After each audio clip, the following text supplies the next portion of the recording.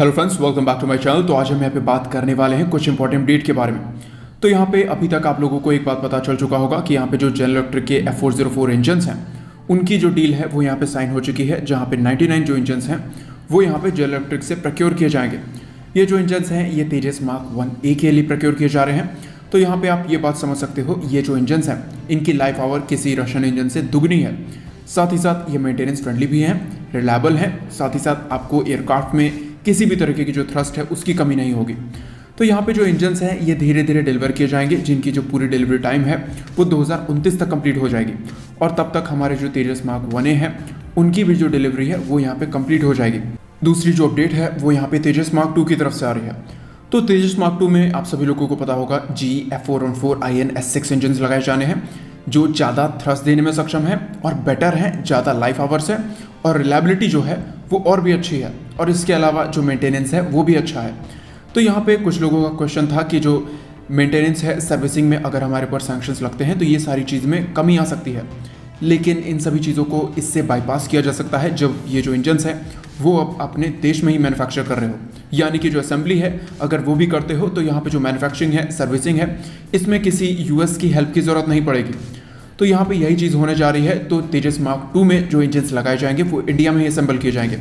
और यहाँ पे जो पॉसिबिलिटी है वो ये भी है कि यहाँ पे इस इंजन में जो कंपोनेंट्स हैं वो यहाँ पे इंडिजिनस यूज़ किए जाएँ, यानी कि जो मेन कंपोनेंट्स हैं वो यूएस से बन के आ सकते हैं, लेकिन इंडिया में जो असेंबली है वो यहाँ पे की जाएगी। तो डेफिनेटली जो इंडिजिनस कंपोनेंट्स हैं वो भी यूज़ किए जा सकते हैं। साथ ही साथ यहाँ पे आपको मेंटेनेंस पे और सर्विसिंग पे डिपेंड नहीं रहना पड़ेगा यूएस पे। और इसके अलावा बाकी जो चीज़ें हैं वो भी बेहतर है। वहीं पे जो नेक्स्ट अपडेट है वो यहाँ पे BDL और MBDA की तरफ से आ रहा है। तो BDL और MBDA के बीच में एक जो पैक्ट है वो यहाँ पे साइन हुआ है कि जो SRAM मिसाइल है वो यहाँ पे अब इंडिया में ही मैन्युफैक्चर की जाएगी। तो इंडिया इस तरीके के जो मिसाइल्स हैं उनको 2014 से ही यूज़ कर रहा है, जो स्पेकेट जगुआर्स में लगाए जाते हैं और हॉक एयरक्राफ्ट में लगाए जाते हैं। तो इस तरीके के जो मिसाइल्स हैं वो हमने 400 के नंबर में प्रोक्योर की थी, लेकिन अब जब ये मिसाइल इंडिया में ही मैन्युफैक्चर किए जाएंगे तो इनकी जो कॉस्ट है वो यहाँ पे कम होने वाली है। साथ ही साथ यहाँ पे जो मिसाइल्स हैं वो यहाँ पे ज़्यादा नंबर में भी प्रोक्योर किए जा सकते हैं। तो ये मिसाइल काफ़ी केपेबल है, आप इसको पाइथन 5 की जो कैपेबिलिटी है उसके आसपास बता सकते हो। ये हाई काउंटर मेजर रेजिस्टेंस के साथ आता है। इसकी जो अप्रॉक्सिमिटी है वो यहाँ पे 90 डिग्री ऑफ बोर्ड साइड के साथ पास है।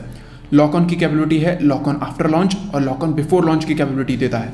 इसके अलावा आप इस मिसाइल को यहाँ पे इलेक्ट्रो ऑप्टिकल टारगेटिंग सिस्टम की तरह भी यूज़ कर सकते हो, क्योंकि इसके जो सेंसर्स हैं, जो सीकर्स हैं, इसमें जो कूलिंग टेक्नोलॉजी है वो यहाँ पे दी गई है। ये जो मिसाइल है ये F-35 लाइटनिंग 2 भी यूज़ करते हैं। तो इससे आप समझ सकते हो जब किसी 5th जनरेशन फाइटर जेट में ये मिसाइल यूज़ की जा रही है तो कितनी डेडली हो सकती है। और इसके अलावा इस मिसाइल की जो मैक्सिमम रेंज है और जो मैक्सिमम स्पीड है वो यहाँ पे मार्क 3 है और जो रेंज है वो यहाँ 25 किलोमीटर से ज़्यादा है। इसमें जो डेटोनेशन मैकेनिज्म यूज़ किया जाता है वो लेज़र प्रॉक्सिमिटी फ्यूज़ है। तो यहाँ पे आप कह सकते हो ये जो मिसाइल है ये यहाँ पे किसी भी फाइटर जेट को इम्पैक्ट करने के बाद डेटोनेट होगी, जिससे कि जो पायलट है उसकी जान पॉसिबल है कि नहीं बचाई जा सके। इसके अलावा ये मिसाइल काफ़ी डेडली है और हो सकता है कि आने वाले समय में सुधड़ MKIs हो गए, MiG-29 हो गए और तेजस में तो लगाए ही जाएंगे। तो इस तरह के मिसाइल्स की क्वांटिटी होना ज़्यादा बेहतर है, लेकिन इन फ्यूचर में जब हमारे पास अस्त्रा IR जो मिसाइल है वो यहाँ पे आ जाएगी तो ये सारी चीज़ें जो हैं वो यहाँ पे रिप्लेस कर दी जाएंगी उससे। वहीं पे बात कर लेते हैं आखिरी अपडेट के बारे में, जो कि कैट्स हंटर की तरफ से आ रहा है। तो कैट्स हंटर जो है वो यहाँ पे बनाए जा रहे हैं तेजस मार्क 1A के लिए, तेजस मार्क 2 के लिए और इन फ्यूचर में जो भी फाइटर जेट्स हमारे पास होंगे उनके लिए।